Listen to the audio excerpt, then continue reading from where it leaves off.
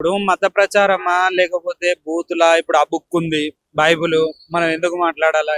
Internet లో ఉంటది, కొట్టి చూడండి. ఇప్పుడు ట్రాన్స్లేట్ చేసి చేసి ఎన్ని నిందలు వస్తున్నాయి కాబట్టి వాళ్ళు కొంచెం అవ్వంగా అప్డేషన్ లో తీసేసారు. కానీ ఎన్ని బూతులు ఉంటాయి వాళ్ళ అనొద్దు. చెల్లికి, అక్కకి, తమ్మునికి తేడా లేకుండా అవన్నీ అందులో ఉంటాయా? అవి తీసుకెళ్లి చిన్న పిల్లల్ని చదివియాలంటే ఎట్లా ఎట్లా చదివిస్తారు? ఇప్పుడు ఆ బుక్ చదవాలంటే దాంట్లో అమ్మతోటి, పిన్నితోటి, కూతురుతోటి ఉంటాయంట. నేను కూడా కొన్ని కొన్ని చూసా, చూడలేకపోయినా నేనే. నా ఏజ్ కి నేను బయట తిరిగే ఎక్స్పోజర్ కి, ఇంత ఇంటర్నెట్ ఎక్స్పోజర్ లో కూడా కొన్ని కొన్ని చూడాలంటే నాకే బ్రెయిన్ ఖరాబ్ అయ్యి 2 days ట్రోమాలు ఉన్నా. అంటే ఈ రిలేషన్ లో ఉన్న వాళ్ళు కూడా ఇలా ఫిజికల్ అవుతారా అని. ఇంకా అవన్నీ చిన్న పిల్లలు చదవాలంటే ఏం చదువు? అందులో కూడా మంచి, ఆ బుక్ లో కూడా మంచివి ఉంటాయి. అందులో ఉన్న మంచిని మాత్రమే చూసుకొని మిగిలిన కట్ చేసేయాలి. చేసేసి అంతవరకు బోధించాలి. కానీ ఇప్పుడు మన బుక్ ఏదో, ఇప్పుడు భగవద్గీత ఉంది, అందులో ఏముంటది? సమాజంలో ఎట్లా బతకాలి, ఎంతసేపు మంచి చేయమని ఉంటది తప్పితే వాడిని కొట్టు, వీడిని కొట్టు, వీడు నిన్ను నమ్మకపోతే జైలుకు పోతాడు, లేకపోతే ఏది హెవెన్ కు రాడు, హెల్ కు పోతాడు, ఇవన్నీ ఏముండవు మన దాంట్లో.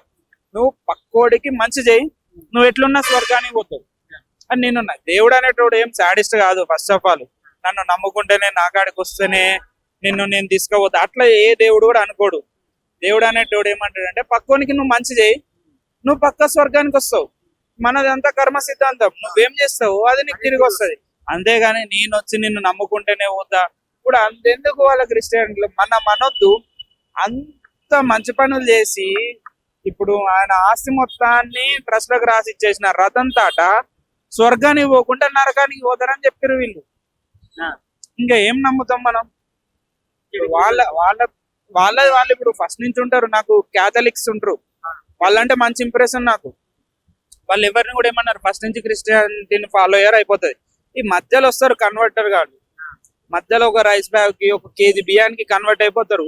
ఇక వాళ్ళు ఏదో క్రిస్టియానిటీలో ఉట్టి పెరిగినట్టు మొత్తం ఈ దేవుడు ఇట్టా, మా దేవుడు అట్లా, మేము దేవుళ్ళే కాదు, ఇదే కాదు, దయ్యాలు, భూతాలు అంట. ఇప్పుడు మా ఊరు పక్కన కూడా కొన్ని చర్చిలు ఉంటాయి. మా ఊళ్ళో వాళ్ళు ఏమంటారు, పెద్ద యాక్టర్లను పెడతారు, పెట్టి మొత్తం రకరకాల యాక్టింగ్లు చేసేసి నాకు ఎల్లమ్మ పట్టింది, నేను మన దేవతల పేర్లు పెట్టి దయ్యాలు అని చెప్తారు వాళ్ళకి. ఇక ఇప్పుడు ఏమైంది? మాట్లాడుతూ కొంతమంది మతాలు మారుతూ మత అల్లర్లు చేస్తున్నారు అన్నారు. వాస్తవానికి అజయ్ బాబు గారు కూడా హిందూ అయిన తర్వాతనే క్రిస్టియన్లోకి మారడం జరిగింది. వారు ఒకసారి మా దగ్గర ఇంటర్వ్యూలో లైక్ శ్రీరాముడికి జై చెప్పమంటే చనిపోయిన వారికి మేము జైలా చెప్తామండి. జగన్ ఉన్నారు, జగన్ కి జై కొట్టవచ్చు, జై జగన్ కొట్టవచ్చు, జై చంద్రబాబు కొట్టవచ్చు. కానీ మీరు శ్రీరామ్కి జై ఎలా చెప్తారు? మరణించిన వారికి మరణం, సరే మీరు మరణం అనుకోండి, ఏమైనా అనుకోండి, కానీ శ్రీరాముడు నేను జోహార్ చెప్తాను, జోహార్ శ్రీరామ్ అని వాళ్ళు అన్నారు. దీన్ని ఏ విధంగా చూసుకోవచ్చు?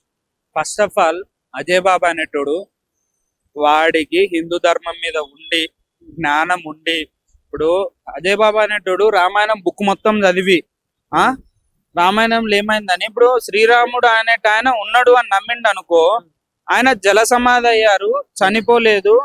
ఆయన దైవం దగ్గరికి అనుకోండి, మరణించినట్టుగానే భావిస్తే నేను రాముడికి జై కొట్టాను. లేదు, నువ్వు అట్లెందుకు నమ్ముతావు? నువ్వు చదివితే బుక్ మొత్తం చదువు, బుక్ మొత్తం నమ్ము, రాముడు చేసిన మాటలనే నమ్ము. అంతేగాని నీకు నచ్చినంత వరకు రాముడు అంటే ఆయన పుట్టిండు, చేసిండు, కానీ ఆయన చనిపోయిండు, ఆయన దేవుడు కాదు. నువ్వు ఎవడువా మాకు చెప్పనికి? నీ బుక్ వచ్చి నీ జీసస్ ఏమన్నా అంటున్నామా? నువ్వు ఎవడువా? నువ్వు హిందువులు ఉండి మమ్మల్ని ప్రశ్నించు, మేము చెప్తాం, సమాధానం చెప్తాం. ఈ రోజు కూడా డిబేట్ పెడదామంటే పెడదాం, మాట్లాడదాం, చెప్తాం దేనికైనా. ఇప్పుడు వీడి ఒపీనియన్ ఏమన్నా మ్యాటర్ అసలు ఎవరికన్నా? అసలు పట్టించుకుంటావా? మేము మా తెలియదా? మేము భగవద్గీత చదివినాం, రామాయణం చదివినాం. నేను ఇప్పటి చదువుతా, నైట్ పక్కా చాగంటి కోటేశ్వరరావు గారి ప్రవచనాలు వినంది నేను వాడుకోను. నాకు అన్ని, నేను అంత పెద్దోళ్ళ వల్ల అంత మంచి మంచి మాటలు విని నేనున్నా. వీడియో కూడా వచ్చి రాముడు అనేట ఆయన చనిపోయాడు, అమర్ అంటే వాడి పాపం వాడికే దాక్తుంది. సో పక్కోళ్ళ మనోభావాలు దెబ్బతీస్తే. వాస్తవానికి అంటే అజయ్ బాబు అనేటువంటి వ్యక్తి కేవలం ఫండింగ్ కోసము, కాసంత హైప్ అవడం కోసమే మతాల మధ్యలో ఇటువంటి చేసి మన జరిగినటువంటి పాస్టర్ పగడాల వారి విషయం కావచ్చు, ఇప్పుడు జరిగే విషయాలన్నీ కూడా ఏదో ఫండింగ్ కోసం చేస్తున్నారు అంటారు. ఆయనది ఏం లేదు, పక్కా. ఇప్పుడు మా ఊర్లో ఒక పాస్టర్ ఉండు, సత్యప్రకాశ్ అని, మా ఫ్రెండ్ వాళ్ళ డాడీ. ఆయన ఇట్లా అందరినీ కన్వర్ట్ కమ్మని చెప్పాడు, లేకపోతే ఇట్లా హిందూ క్రిస్టియన్ మతాలర్లు పెట్టాడు, ఏం చేయడు. ఆయన పని ఏందో, ఆయనకి ఎంత క్రిస్టియానిటీ వచ్చో అంతా చెప్తాడు, మంచిది చేయండి అంటారు, చేసుకుంటారు. ఆ కానుక లేదని ఇస్తే తీసుకొని ఆ గుడికి ఏమన్నా చేయడమా, లేకపోతే ఎవరికన్నా పేదోళ్ళకి హెల్ప్ చేయడం, అదే చేస్తారు. అట్లా లేదు, వీళ్ళంతా ఫండింగ్ కోసం పాకెట్లు నింపుకునేటోళ్ళే వీళ్ళంతా. అజయ్ బాబు అనేట ఆయన మైలేజ్ తెచ్చుకొని ఫేమస్ అయ్యి రేపు ఆయనకి ఏమన్నా వస్తే ఇప్పుడు వెనకాల నుంచి క్రిస్టియానిటీని బూస్ట్ చేయడం కోసం హిందువులు అంటే నచ్చని వాళ్ళు ఈయనకు ఫండింగ్ ఇచ్చి నువ్వు అట్లనే తిట్టు, నేను ఏమన్నా ఉన్నా నీ వెనక నేను ఉంటా తిట్టు అని చెప్పడం తప్పితే ఏం లేదు. ఇప్పుడు ఏపీలో కూడా అనుకుంటున్నారు ఏమని, చంద్రబాబు కూటమి గవర్నమెంట్ క్రిస్టియన్స్ అది అజయ్ పగడాల మరణాన్ని అంతా చూపెట్టారు, మేము నెక్స్ట్ ఎలక్షన్ లో క్రిస్టియన్స్ ఓటేయం, మేము జగన్ గేస్తాం. లేదు ఏందది, ఎవరి మతం వాళ్ళకి వాళ్ళు ఓట్లు వేసుకుంటే మిమ్మల్ని లిటరేట్స్ అని ఎందుకంటారు? మీరు చదువుకొని ఉంటే ఎవడు మంచి చేస్తాడో వానికి వేయాలి, కానీ ఇక్కడ జరిగిన యాక్సిడెంట్ ని మర్డర్ అని చెప్పలేదు, మా క్రిస్టియన్స్ కి మైలేజ్ చేయలేదు, నేను ఓట్లేనంటే ఎవడికి లాస్? నీకే లాస్ అవుతుంది రేపు. బ్రదర్ ఇదే ఇష్యూ మీద రీసెంట్ గా కేఏ పాల్ గారు ఒక ప్రెస్ మీట్ పెట్టినారు. ప్రవీణ్ పగడాలది అది ఒక యాక్సిడెంట్ కాదు, అది పక్కా కూడా ప్లాన్ మర్డర్ అన్నట్టు వారు చెప్పడం జరిగింది. ఎందుకంటే మేము అప్పటికి అంటే అక్కడ ఉన్నటువంటి మీడియా వాళ్ళకి ప్రశ్నించినట్టండి, లేదు సార్ ఇక్కడ మొత్తం సీసీటీవీ ఫుటేజ్ వచ్చిందంటే ఫుటేజ్ కాదు, నువ్వు చూసావా అని తప్పుదారి పట్టిస్తున్నారు. అంటే కేఏ పాల్ గారు ఇందులో ఇంత ఇన్వాల్వ్మెంట్ అయ్యి ప్రభుత్వం దగ్గరికి వెళ్ళి తెచ్చేయడం ఎందుకంటారు? ఇప్పుడున్న టెక్నాలజీకి మనకు ఎవరికైనా యాక్సెస్ ఉంటుంది సీసీ కెమెరాలది. అంటే పక్కకెళ్ళి షాపులో ఈ రూట్ లో వెళ్ళాడు కదా అన్న, ఈ రోజు ఫుటేజ్ చెప్పామంటే 6 months వరకు బ్యాకప్ ఉంటది. ఇంకా 6 months అవ్వలేదు, పోయి చెక్ చేసుకొని దమ్ముంటే నువ్వు చెక్ చేయవు, ఆడ పెట్టిన క్లిప్స్ ఇమేజెస్ ఏమో అది కాదని చెప్తావు. ఇప్పుడు కేఏపాల్ అనేట ఆయన లెజెండరీ, ఆయన చేసినవి విన్నాయి మనకు ఉంటే మన బుర్ర ఖరాబ్ అవుతుంది. నేను అనుకున్నా అంటే మనం ఏపీ పాలిటిక్స్ వల్ల ఈయన కమెడియన్ జోకర్ అందరికి అనుకున్నాం, కానీ ఆయన గురించి తెలుసుకుంటే లెజెండరీ. కానీ ఇప్పుడు ఆయనకేమైనా ఆయన అప్పుడు ఉన్నప్పుడు మంచిగా ఉంటుండే, ఇప్పుడు మన ఆంధ్ర తెలంగాణకు వచ్చినాక మన కన్వర్టెడ్ బుద్ధులు వచ్చేసి ఆయన కూడా చేంజ్ అయిపోయిండు. ఇప్పుడు ఆయన కూడా వచ్చి యాక్సిడెంట్ ని నువ్వు మర్డర్ అని చూపెట్టమంటుండే తప్పితే ఏం లేదు. ఆయన లెజెండరీ కూడా ఇప్పుడు పోతుంది. ఇప్పుడు మనం మంచి గుర్తు పెట్టుకోవాలంటే నువ్వు చెడు చేయొద్దు, అయిపోయింది ఆల్రెడీ పడిపోయింది. ఇక కేబల్ అనేది ఆయన ఏం చెప్పాలా, ఇది మర్డరా, ఇప్పుడు నువ్వు మర్డరా యాక్సిడెంట్ అని చెప్పి నువ్వు ఎంక్వైరీ చేయమని చెప్పాలా, గానీ ఇది మర్డరే నువ్వు డిక్లేర్ చేయని చెప్పినావు అనుకో, నువ్వు ఎవరు అసలు చెప్పనీకి? అక్కడ న్యాయస్థానం ఉంది, పోలీసులు ఉన్నారు, ఇంతమంది ఉన్నారు, వాళ్ళు చేస్తారు. నువ్వేమనాలంటే అన్నా ఇది ఇట్లా అయింది, నువ్వు ఎంక్వైరీ చేయమను, నువ్వు దగ్గర ఉండి చూసుకో, ఎంక్వైరీ చేయించుకొని ఇది రైట్ ఆర్ రాంగ్ అని చెప్పాలి. కానీ నువ్వే తీర్పిచ్చేస్తావు, నువ్వేమన్నా సుప్రీంకోర్టు జడ్జి నువ్వు చెప్పడానికి మర్డర్ అని డిక్లేర్ చేయడానికి నడవదు. కేఏపాల్ అయినా ఎవరైనా సరే, అక్కడ 100 మంది చనిపోతారు. ఇప్పుడు పెద్ద పెద్దోళ్ళు చనిపోతారు, క్రిస్టియన్స్ ముస్లిమ్స్ అదంతా వద్దు. ఇప్పుడు రోజుకో ఇప్పుడు అదే ఒక ఊర్లో ఒక క్రిస్టియన్ ని చంపేస్తే అది మ్యాటర్ కాదు, ఎందుకంటే ఆయన మీద మైలేజ్ రాదు. ఈ ప్రవీణ్ పగడాల్ అనేటి ఆయన పబ్లిక్ ఫిగర్ కాబట్టి ఆయన ఏమన్నా అంటే అప్పుడు మైలేజ్ వస్తుంది. దాని వల్ల ఇప్పుడు ఈ అజయ్ బాబు అయినా లేకపోతే కేఏపాల్ అయినా వాడు ఇంకోడైనా వీళ్ళు మైలేజ్ కోసం చేస్తారు తప్పితే ఇంకా దేనికి లేదు.